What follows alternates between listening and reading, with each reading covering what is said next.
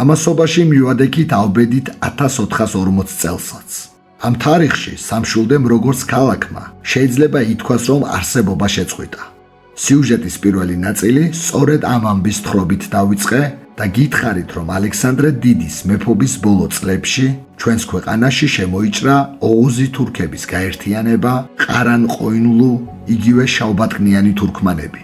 მათმა მეთაურმა ჯეჰან შაჰმა ლაშქრობის თარიღად შეარჩია 27 მარტი, აღდგომა დღე.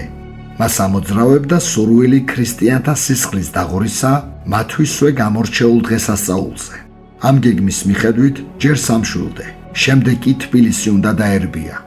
გეტყვით, რომ ჯეჰან შაჰმა ერთის მხრივ ვერ აისრულა წადილი, რადგან არათუ აღდგომას, არამედ ამ დღიდან კიდევ თვეზე მეტხანს ვერ შეძლო სამშვილდის ციხე ქალაქში შეღწევა. მაგრამ ის ისასტიკე, რაც შავბატყნიან თურქმანთა ბელადმა ციხის გატეხვის შემდეგ ჩაიდინა, ყოველგვარ საზღვრებს ცდება. სამშვილდის მაცხოვრებელთა თავს დატეხილ უბედურებაზე დეტალურად საუბრობს არაერთი ჩვენამდე მოღწეული სომხური წყარო. ყოველგვარი კომენტარის გარეშე მე წაგიკითხავთ ამ ცნობებიდან ამოღებულ ნაწყვეტთა ერთობლიობას, რომელიც გვამცნობს სამშვილდის როგორც დასახლების დაღუპვის შესახებ. ჯაჰანზაი მირზა, ყარა მაჰმადის ძის თურქმენ უსუფის ძე, დიდძალი ლაშქრით მაჰმადიანთა ურიცხვი მხედრობით მოვიდა ქართლში. 40 დღეს გარს ერტყნენ სამშვილდის ციხეს. შეავიწროვეს ციხეში მყოფნი ისე, რომ ბევრი მოკვდა ტანჯვით. ურჯულოებმა შეჰფიცეს ცხოველ ღმერთს, რომ ციხეში მყოფთ არაფერს ავნებდნენ. ისინი მიენდნენ მათ ცრუ ფიცს და გახსნეს ციხის კარები. ძვინვარე მხეცები ვით შეცვიდნენ. მახვილი აღმართეს და დაიწყეს ხოცვა.